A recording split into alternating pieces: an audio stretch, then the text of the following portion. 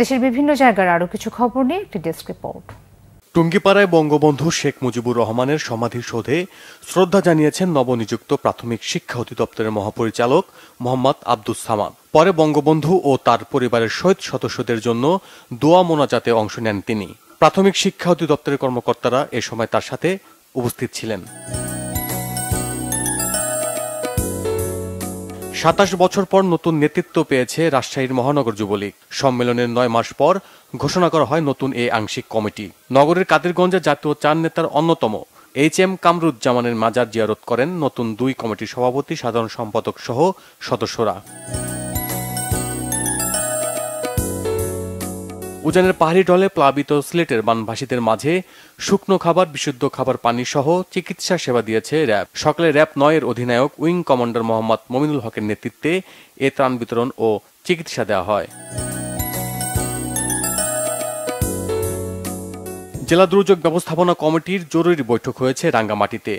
জেলা প্রশাসক কার্যালয়ে এই বৈঠকে পাহাড়ের পাদদেশে বসবাসকারী ঝুঁকিপূর্ণ পরিবারের তালিকা তৈরির নির্দেশ দেন অতিরিক্ত জেলা প্রশাসক। মেধাবী শিক্ষার্থীদের সংবর্ধনা দেওয়া হয়েছে ঝালকাঠির কাঠালিয়ায়। ১৬ জালিয়া মাধ্যমিক বিদ্যালয়ের হলরুমে ২৫ জন মেধাবী শিক্ষার্থীদের এই সংবর্ধনা দেওয়া হয়।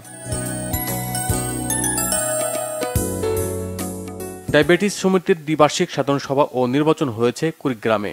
ডায়াবেটিস হাসপাতালে এর আয়োজন করা হয়। উপস্থিত ছিলেন কুড়িগ্রামের ৩ আসনের সংসদ সদস্য সোমেন্দ্র প্রসাদ পান্ডে গবা।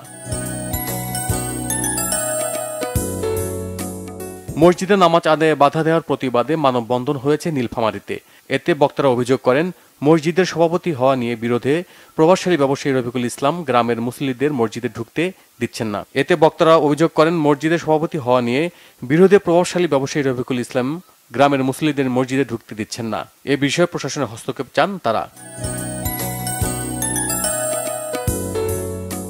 ঈদুল আজহা উপলক্ষে শুভেচ্ছা বিনিময় মেজবানি খাবারের আয়োজন হয়েছে সিরাজগঞ্জের উল্লাপাড়ায়। বড়হর গ্রামের নিজ বাড়িতে এর আয়োজন করেন সাবেক এমপি এম আকবর আলী। এ সময় আমন্ত্রিত অতিথিদের মাঝে পবিত্র কুরআন বিতরণ করা হয়। বিন্দুবাসনী ফুটবল চ্যাম্পিয়নশিপ টুর্নামেন্ট হয়েছে টাঙ্গাইলে। বৃহস্পতিবার রাতে জেলা স্টেডিয়ামে ওয়ালটনের পৃষ্ঠপোষকতায় এর আয়োজন করা হয়। এতে উপস্থিত ছিলেন Walton hi tech industries senior executive director Mohammad Shahzada Selim, যুবলীগের সিনিয়র প্রেসিডেন্ট সদস্য অ্যাডভোকেট মামুনুর রশিদ সহ অনেকে। Bangla vision news desk.